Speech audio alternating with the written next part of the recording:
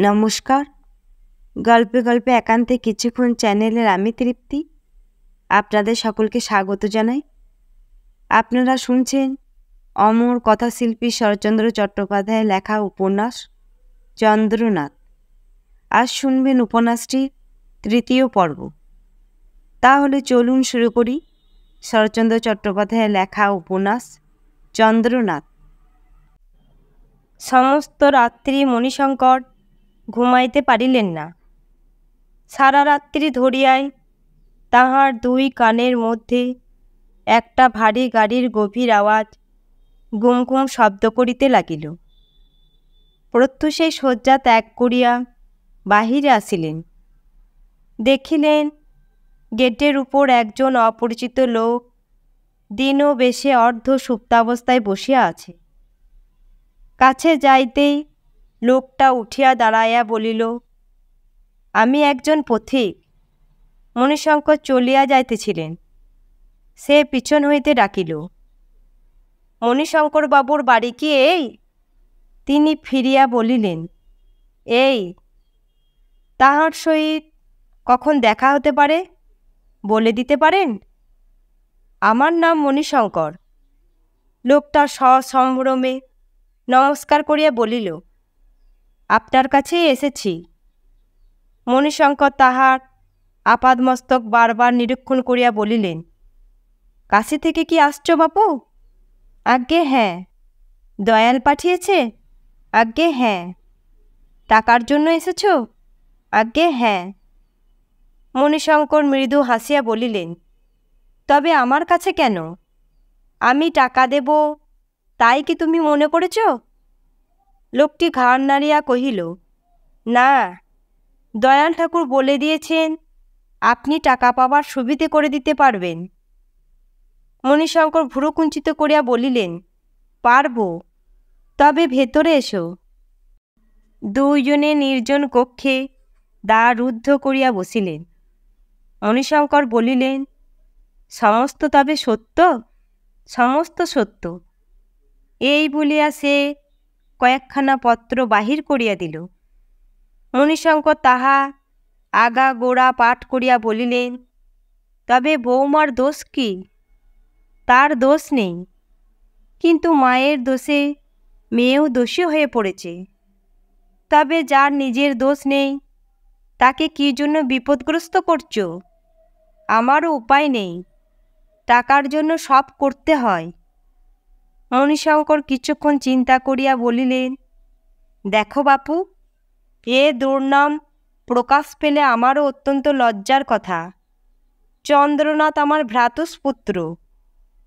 রাখাল দাস মাথা নাড়িয়া দৃঢ়ভাবে কহিল, আমি নিরুপায়। সে কথা তোমার দিকে তাকালেই জানা যায়। ধরো, টাকা যদি আমি নিজেই দিই তাহলে কি রকম হয়? ভালোই হয়। আর ক্লেশ স্বীকার করে চন্দ্রনাথবাবুর নিকট যেতে হয় না। টাকা পেলেই তুমি গ্রাম ছেড়ে চলে যাবে, আর কোনো কথা প্রকাশ করবে না। এ নিশ্চয়? নিশ্চয়। কত টাকা চাই? অন্তত 200।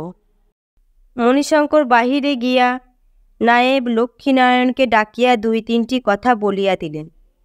তাহার পর ভিতরে আসিয়া 100 করিয়া 2খানি নোট বাক্স খুলিয়া রাখাল দাসের হাতে দিয়া বলিলেন, এখান থেকে 10 ক্রোশ দূরে সরকারি খাজনা ঘর, সেখানে ভাঙিয়ে নিও।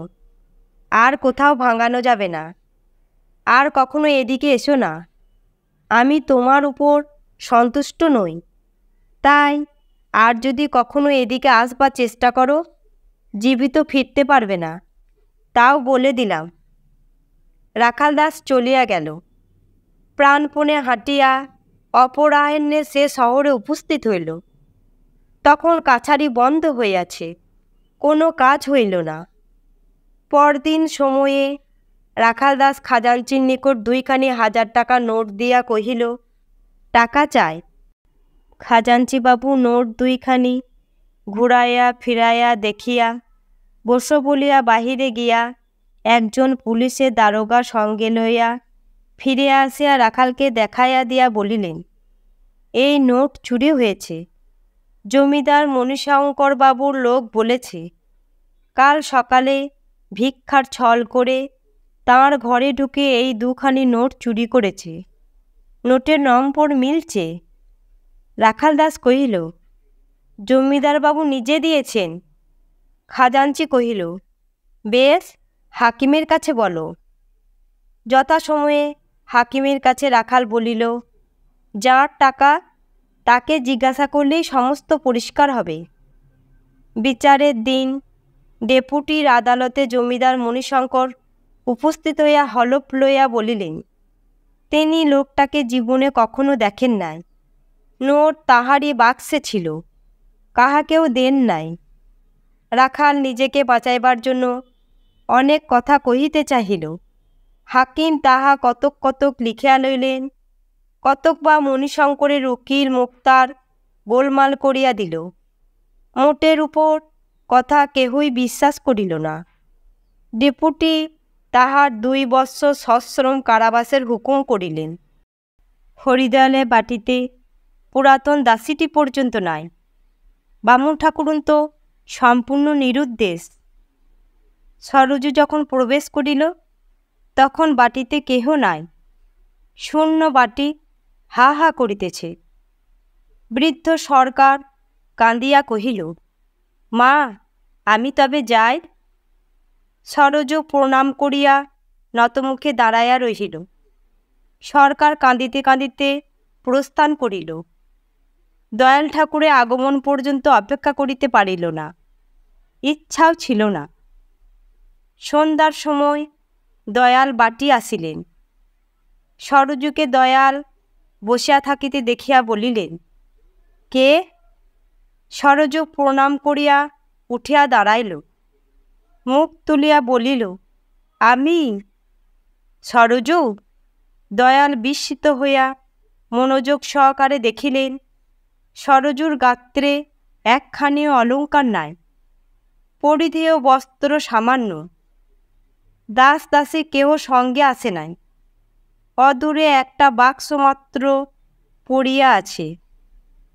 ব্যাপারটা সমস্ত বুঝিয়া লইয়া বিদ্রূপ করিয়া বলিলে, যা ভেবেছিলাম ঠিক তাই হয়েছে, তাড়িয়ে দিয়েছে। সরোজু মৌন হইয়া রহিল।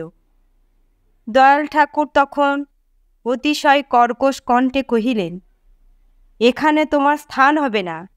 একবার আশ্রয় দিয়ে আমার যথেষ্ট শিক্ষা হয়েছে, আর নই। সরোজু মাথা হেঁট করিয়া জিজ্ঞাসা করিল, মা কোথায়? মাগি পালিয়েছে, আমাকে ডুবিয়ে দিয়ে সরে পড়েছে। যেমন চরিত্র সেইরূপ করেছে। রাগে তাহার সর্বাঙ্গ পুড়িয়া যাইতেছিল। হঠাৎ ব্যঙ্গ করিয়া বলিয়া উঠিলেন, বলা যায় না, হয়তো কোথাও খুব সুখেই আছে। সেইখানে সরোজু বসিয়া পড়িল। সে যে অবশেষে তাহার মায়ের কাছে ফিরে আসিয়াছিল। দয়াল বলিতে লাগিলেন, আমি তোমাকে স্থান দিয়ে জাত হারাতে চাইনি। যারা আদর করে নিয়ে গিয়েছিল শেষকালে তারা কি তোমার মাথা রাখবার একটু কুঁড়েও বেঁধে দিতে পারেনি? তাই রেখে গেছে আমার কাছে। যাও এখান থেকে। এবার সরোজু কাঁদিয়া ফেলিল, বলিল, দাদামশাই, মা নেই, আমি যাব কোথায়? হরিদয়ালের শরীরে আর মায়া মমতা নাই। তিনি স্বচ্ছন্দে বলিলেন, কাশীর মতো স্থানে তোমাদের স্থানাভাব হয় না, সুবিধা মতো একটা খুঁজে নিও। তিনি নাকি বড় জ্বালায় জ্বলিতেছিলেন, তাই এমন কথাটাও কহিতে পারিলেন। সরোজুর স্বামী তাহাকে গিরিয়ে স্থান দেয় নাই, হরিদয়াল দিবেন কেন? ইহাতে তাহাকে দোষ দিবার কিছু নাই। সরোজু তাহা বুঝিল, কিন্তু তাহারও যে আর দাঁড়াইবার স্থান নাই।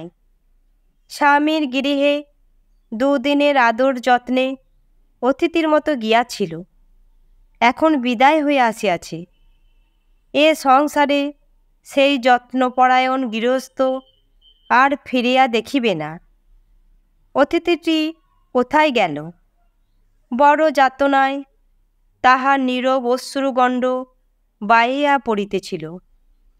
এই তাহার 17 বছর বয়স, তাহার সব স্বাদ ফুরায় আছে।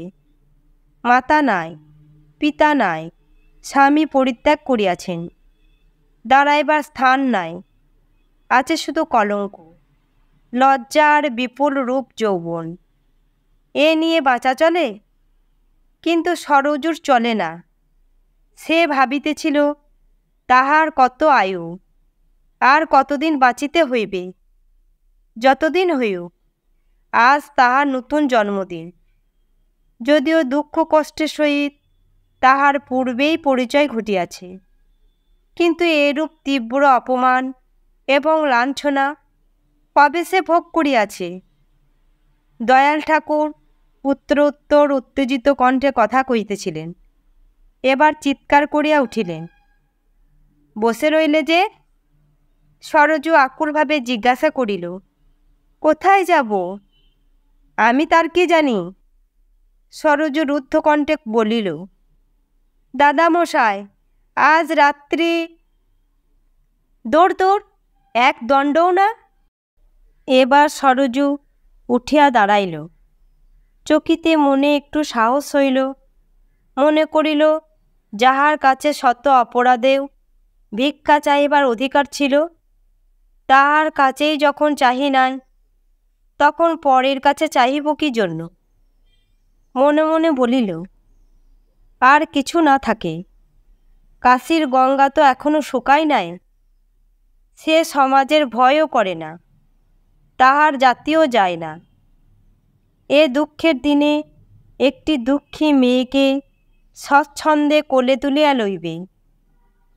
আমার আর কোথাও আশ্রয় না থাকে, সেখানে থাকিবেই। সরজু চলিতে লাগিল, কিন্তু চলিতে পারিল না, আবার বসিয়া পড়িল।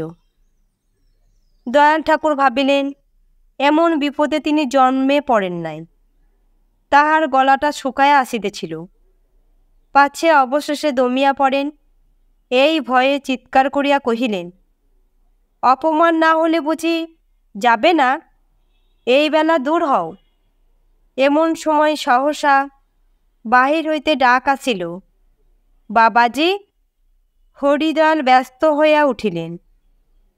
ওই বুঝি খুড়ো আসছে। বলিতে বলিতেই কৈলাসচন্দ্র এক হাতে দাবার পুঁটুলি, অপর হাতে হুঁকা লইয়া ভিতরে প্রবেশ করিলেন। তিনি যে এইমাত্র আসিয়াছিলেন তাহা নহে। গোলমাল শুনিয়া বাহিরে দাঁড়াইয়া হরিদয়ালের তিরস্কার ও গালিগালাজ শুনিতেছিলেন। তাই যখন ভিতরে প্রবেশ করিলেন, তখন হাতে দাবার পুঁটুলি ও হুঁকা ছিল, কিন্তু মুখে হাসি ছিল না। সোজা সরজুর কাছে আসিয়া দাঁড়াইয়া কহিলেন, সরজু যে, কখন এলে মা? সরজু কৈলাস খুড়োকে চিনিত, প্রণাম করিল।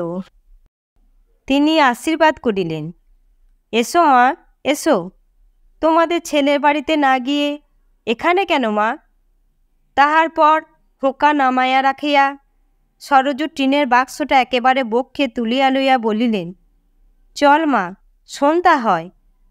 কথাগুলি তিনি এরূপভাবে কহিলেন যেন তাহাকে লইবার জন্যই আসিয়াছিলেন। সরজু কোনো কথাই পরিষ্কার বুঝিতে পারিল না, অধমুখে বসিয়া রহিল। কৈলাসচন্দ্র ব্যস্ত হইলেন, কহিলেন, তোর বুড়ো ছেলের বাড়ি যেতে লজ্জা কি? সেখানে কেউ তোকে অপমানের কথা বলবে না। মা বেটাই মিলে নতুন করে ঘরকন্না করব। চল মা, দেরি করিস নে। সরজু তথাপি উঠিতে পারিল না। হরিদয়াল হাঁকিয়া বলিলেন, খুড়ো কি করছো? কিছু না বাবাজি। কিন্তু তখনই সরজুর খুব নিকটে আসিয়া হাতখানি প্রায় ধরিয়া ফেলিবার মতো করিয়া নিতান্ত কাতরভাবে বলিলেন, চল না মা, বসে বসে কেন মিছে কটু কথা শুনছিস? সরজু উঠিয়া দাঁড়াইল। দেখিয়া হরিদয়াল কহিলেন, খুড়ো কি একে বাড়ি নিয়ে যাচ্ছ?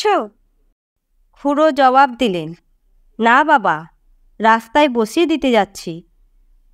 ব্যঙ্গোক্তি শুনিয়া হরিদয়াল বিরক্ত হইয়া বলিলেন, কিন্তু খুড়ো, কাজটি ভালো হচ্ছে না। কাল কি হবে ভেবে দেখো। কৈলাস তাহার উত্তর দিলেন না, কিন্তু সরযুকে কহিলেন, শিগগির চল না মা, নইলে আবার হয়তো কি বলে ফেলবে। সরযু দরজার বাহিরে আসিয়া পড়িল। কৈলাসচন্দ্র ঘাড়ে বাক্স লইয়া পশ্চাতে চলিলেন।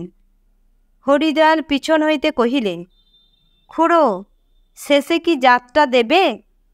কৈলাসচন্দ্র না ফিরিয়াই বলিলেন, বাবাজি, নাও তো দিতে পারি। আমাদের সঙ্গে তবে আহার বন্ধ হল।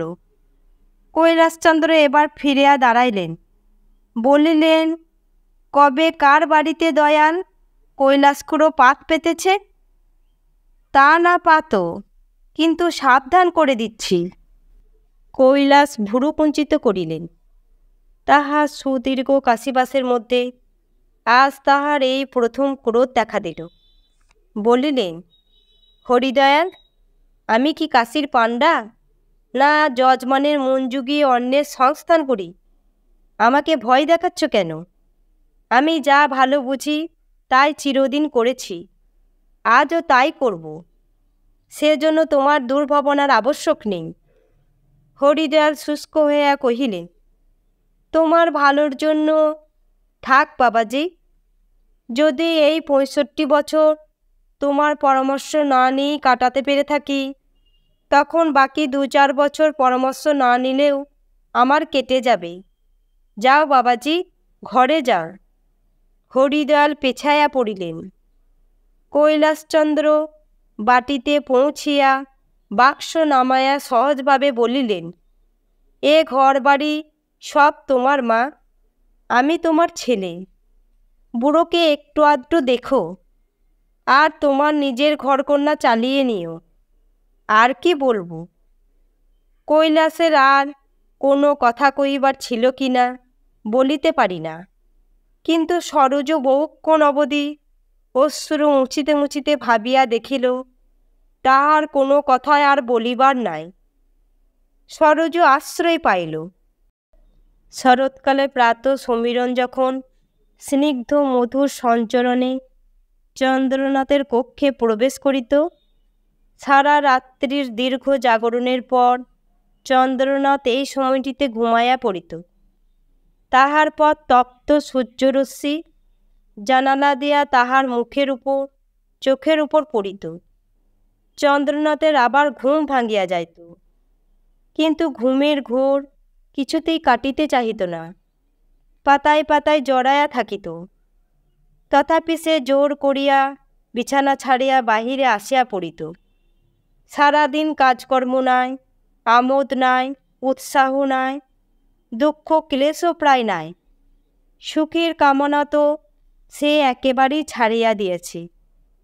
শীর্ণকায়া নদীর উপর দিয়া সন্ধ্যার দীর্ঘ ভারবাহী তরুণী যেমন করিয়া এপাশ ওপাশ করিয়া হেলিয়া দুলিয়া বাকিয়া চুরিয়া মন্থর গমনে স্বেচ্ছামতো ভাসিয়া যায়, চন্দ্রনাথের ভাবী দিনগুলোও ঠিক তেমনি করিয়া এক সূর্যোদয় হইতে পুনঃ সূর্যোদয় পর্যন্ত ভাসিয়া যাইতে থাকে। সে নিঃসংশয়ে বুঝিয়াছে যে দিগন্ত প্রসারিত কালো মেঘ তাহার মুখের সূর্যকে জীবনের মধ্যাহ্নেই আচ্ছাদিত করিয়াছে। এই মেঘের আড়ালেই একদিন সে সূর্য অস্তগমন করিবে। ইহজীবনে আর সাক্ষাৎ লাভ ঘটিবে না।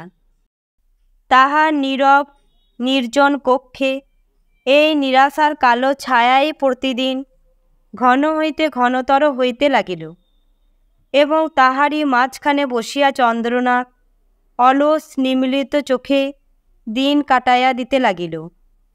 হরকালী বলেন, এই অঘ্রাণ মাসেই চন্দ্রনাথের আবার বিবাহ হইবে। চন্দ্রনাথ চুপ করিয়া থাকে। এই চুপ করিয়া থাকা সম্মতি বা অসম্মতির লক্ষণ তাহা নির্ণয় করিতে স্বামীর সঙ্গে তাহার তর্ক বিতর্ক হয়। মণিশঙ্করবাবুকে জিজ্ঞাসা করিলে তিনি বলেন, চন্দ্রনাথকে জিজ্ঞাসা না করিয়া কিছু বলা যায় না। এবার কার্তিক মাসে দুর্গাপূজা। মণিশঙ্করের ঠাকুরদালান হইতে সানাইয়ের গান প্রাতকাল হইতে গ্রামবাসীদের কানে কানে আগামী আনন্দের বার্তা ঘোষণা করিতেছে। চন্দ্রনাথের ঘুম ভাঙিয়াছিল। নিমিলিত চক্ষে বিছানায় পড়িয়া শুনিতেছিল।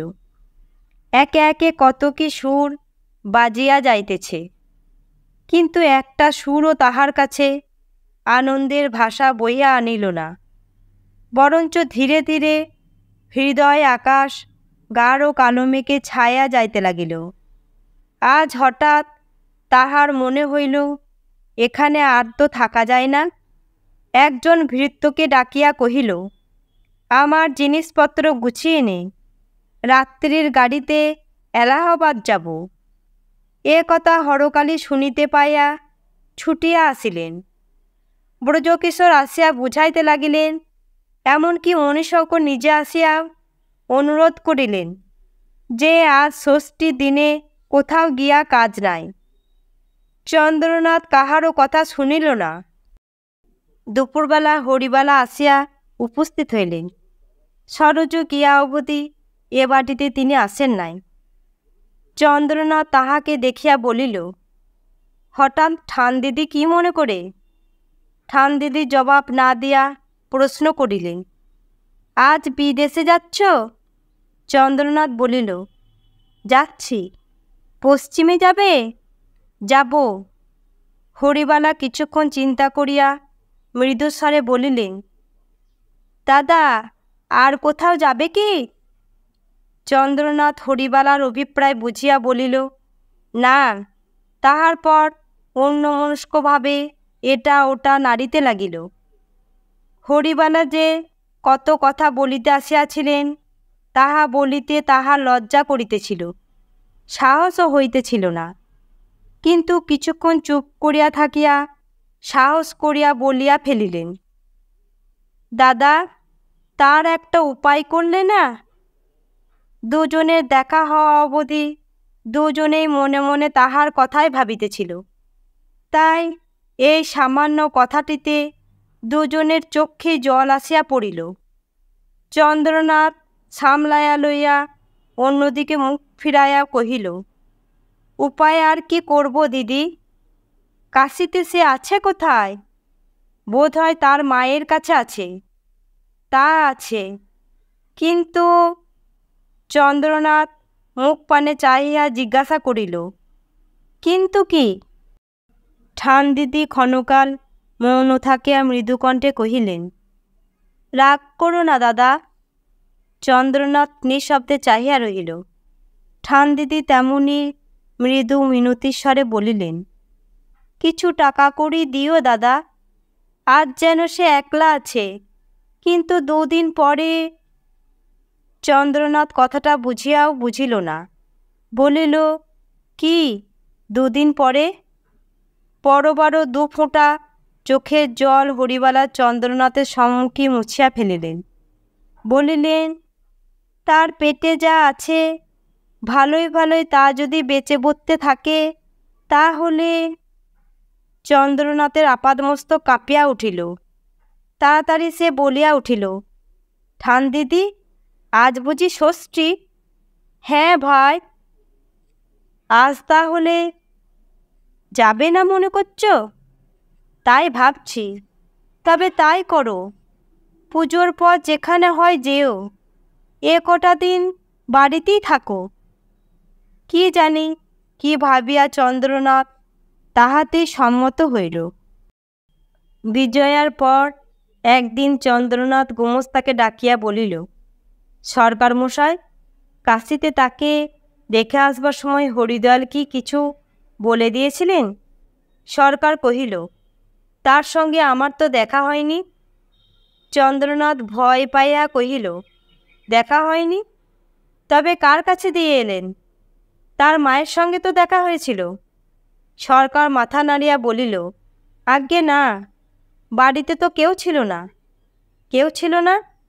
সে বাড়িতে কেউ থাকে কি না সে সংবাদ নিয়েছিলেন তো? হরিদয়াল আর কোথাও উঠে যেতেও তো পারেন। সরকার কহিল, সে সংবাদ নিয়েছিলাম।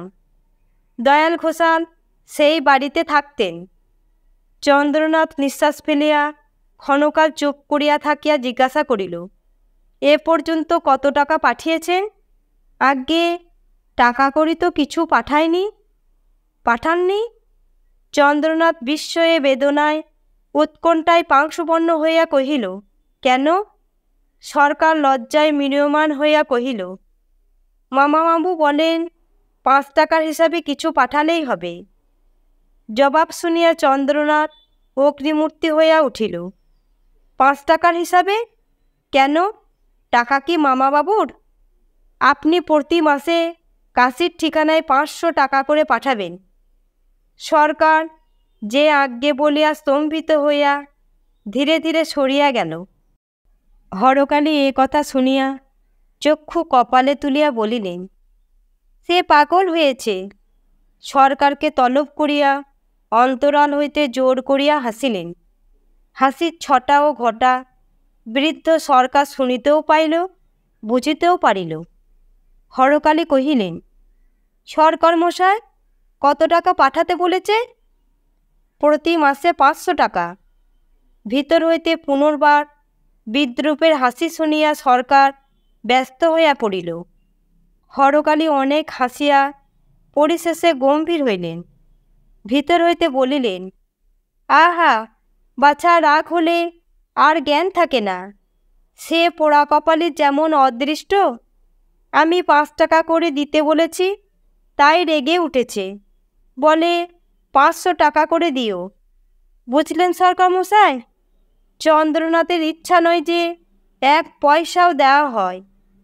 কথাটা কিন্তু সরকার মহাশয় প্রথমে তেমন বুঝিল না, কিন্তু মনে মনে যত হিসাব করিল তত বোধ হইতে লাগিল হরকালীর কথাটাই সত্য। যাহাকে বাড়ি হইতে বাহির করা হইয়াছে তাহাকে কি কেহ ইচ্ছাপূর্বক কত টাকা দেয়? ভাবিয়া চিন্তিয়া সে বলিল, তা আপনি যা বলেন। বলবো আর কি, এই সামান্য কথাটা বুঝলেন না? সরকার মহাশয় অপ্রতিভ হইয়া বলিল, তাই হবে। হ্যাঁ, তাই। আপনি কিন্তু 5 টাকা হিসাবে পাঠাবেন। চন্দ্র না দেয় আমার হিসেব থেকে 5 টাকা পাঠাবেন। হরকালী মাসিক 50 টাকা করিয়া নিজের হিসাবে হাত খরচ পাইতেন। সরকার মহাশয় প্রস্থান করিবার সময় বলিল, তাই পাঠাবো। চন্দ্রনাথ বাড়ি নাই, এলাহাবাদে গিয়াছে। সরকার মহাশয় তাহাকে পত্র লিখিয়া মতামত জানিবার ইচ্ছা করিল, কিন্তু পরে মনে হইল এরূপ অসম্ভব কথা লইয়া অনর্থক তোলাপাড়া করিয়া নিজের বুদ্ধিহীনতার পরিচয় দিয়া লাভ নাই। উপরিউক্ত ঘটনার পর 2 বৎসর অতিবাহিত হইয়া গিয়াছে। এই 2 বৎসরে আর কোনো পরিবর্তন হইউক বা না হইউক, কৈলাসখোড়ার জীবনে বড় পরিবর্তন ঘটিয়াছে। যেদিন তাহার কমলা চলিয়া গিয়াছিলেন, যেদিন তাহার কমলচরণ সর্বশেষ নিঃশ্বাসটি ত্যাগ করিয়া ইহজীবনের মতো চক্ষু মুদিয়াছিল, সেই দিন হইতে বিপুল বিশ্ব কৈলাসচন্দ্রের পক্ষে চক্ষু মুদিয়াছিল। কিন্তু সরোজর ওই ক্ষুদ্র শিশুটি তাহাকে পুনর্বার সেই বিস্মৃত সংসারের স্নেহময় জটিল পথে ফিরাইয়া আনিয়াছে। সেদিন তাহার ক্ষুদ্র চক্ষু দুটি বহুদিন পরে আর একবার জলে ভরিয়া গিয়াছিল। চক্ষু মুছিয়া বলিয়াছিলেন, আমার ঘরে বিশ্বেশ্বর এসেছেন। তখনও সে ছোট ছিল। বিশ্ব বলিয়া ডাকিলে উত্তর দিতে পারিত না, শুধু চাহিয়া থাকিত। তখন সে সরজুর করে, লক্ষ্মীয়ার মার করে এবং বিছানায় শুইয়া থাকিত। কিন্তু যেদিন হইতে সে তাহার চঞ্চল পা দুটি চৌকাঠের বাহিরে লইয়া যাইতে শিখিয়াছে, সেদিন হইতে সে বুঝিয়াছে দুধের চেয়ে জল ভালো, এবং দ্বিধাশূন্য হইয়া পরিষ্কার অপরিষ্কার সর্ববিধ জলপাত্রে মুখ ডুবাইয়া সরজুকে ফাঁকি দিয়া আকণ্ঠ জল খায়, এবং যেদিন হইতে তাহার বিশ্বাস জন্মিয়াছে যে তাহার শুভ্র কোমল উদর এবং মুখের উপর কয়লা কিংবা ধুলার প্রলেপ দিতে পারিলেই দেহের শোভা বাড়ে, সেই দিন হইতে সে সরজুর কোল ছাড়িয়া মাটি এবং তথা হইতে কৈলাসচন্দ্রের কোরে স্থান করিয়া লইয়াছে।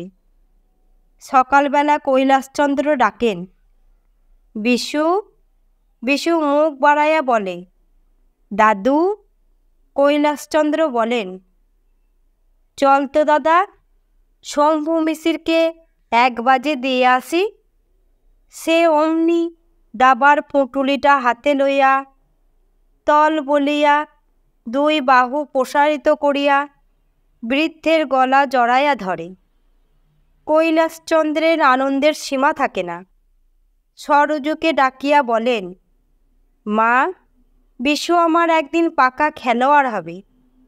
সরজু মুখ টিপিয়া হাসে। বিশু দাবার পুটুলি হাতে লইয়া বৃদ্ধের কোলে বসিয়া দাবা খেলিতে বাহির হয়। পথে যাইতে যদি কেহ তামাশা করিয়া কহে, খুড়ো, বুড়ো বয়সে কি আরও 2টো হাত গজিয়েছে?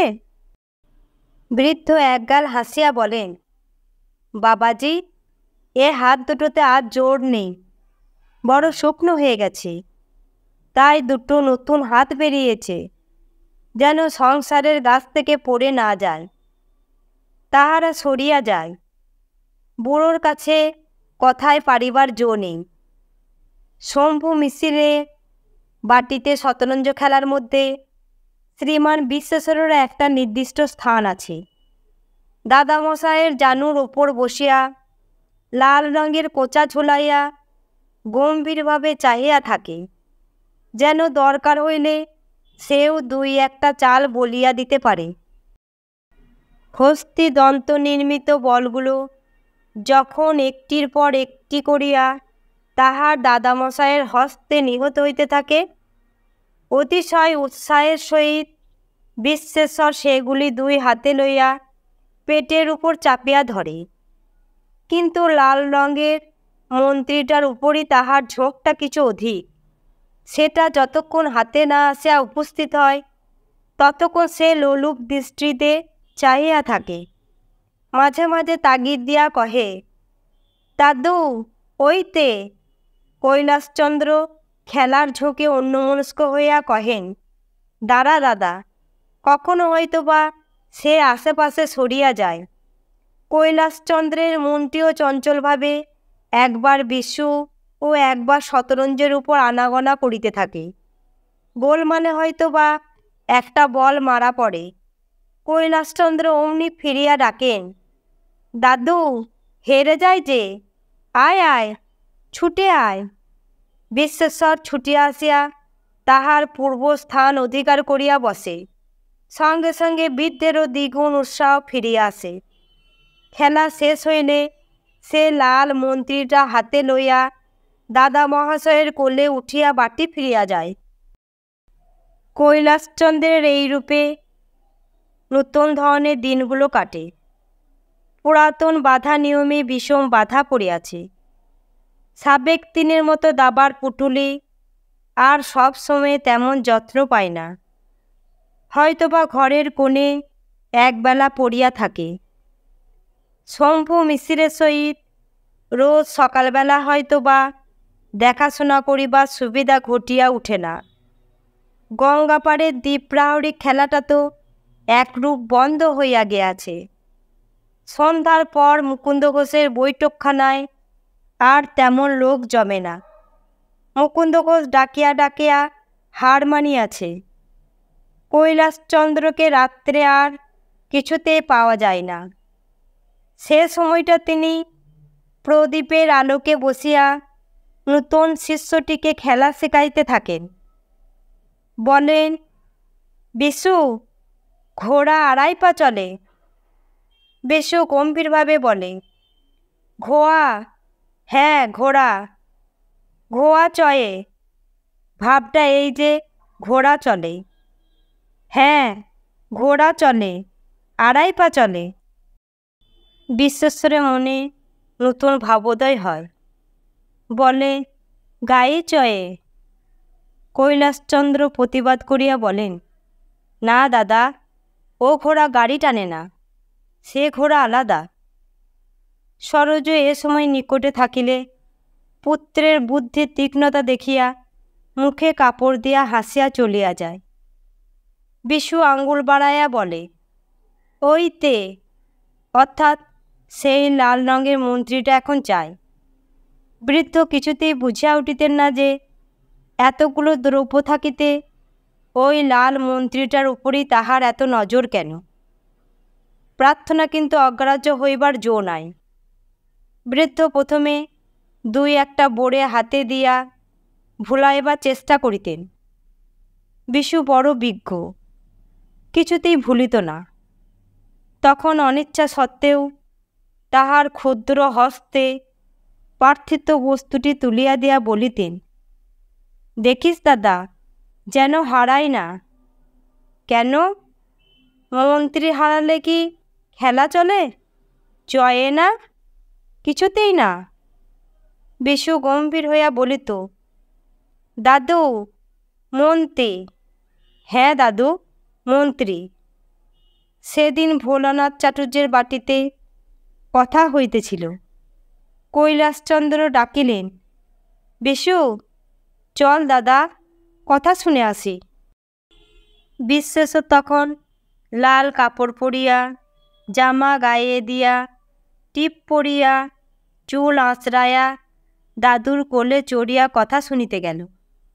কতক ঠাকুর রাজা ভরতের উপাখ্যান কহিতেছিলেন, করুণ কণ্ঠে গাহিতেছিলেন, কেমন করিয়া সেই বনবাসী মহাপুরুষের কোরের নিকট হরিণ শিশু ভাসিয়া আসিয়াছিল, কেমন করিয়া সেই সদ্য প্রসূত মৃগ শাবক কাতর নয়নে আশ্রয় ভিক্ষা চাহিয়াছিল। আহা, রাজা ভরত নিরাশ্রয়কে আশ্রয় দিয়াছিলেন। এই সময় বিশু একটু সরিয়া বসিয়াছিল।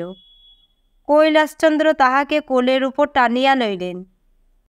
তাহার পর কথক গাহিলেন, সেই মৃগ শিশু কেমন করিয়া পলে পলে, দণ্ডে দণ্ডে, দিনে দিনে তাহার ছিন্ন স্নেহ ডোর আবার গাঁথিয়া তুলিতে লাগিল, কেমন করিয়া সেই শতভগ্ন মায়া শৃঙ্খল তাহার চতুষ্পার্শ্বে জড়াইয়া দিতে লাগিল, কেমন করিয়া সেই মৃগ শিশু নিত্যকর্ম, পূজাপাঠ, এমনকি ঈশ্বর চিন্তার মাঝে আসিয়াও অংশ লইয়া যাইত। ধ্যান করিবার সময়ে মনশ্চক্ষে দেখিতে পাইতেন সেই নিরাশ্রয় পশু শাবকের সজল করুণ দৃষ্টি তাহার পানে চাহিয়া আছে। তাহার পর সে বড় হইতে লাগিল।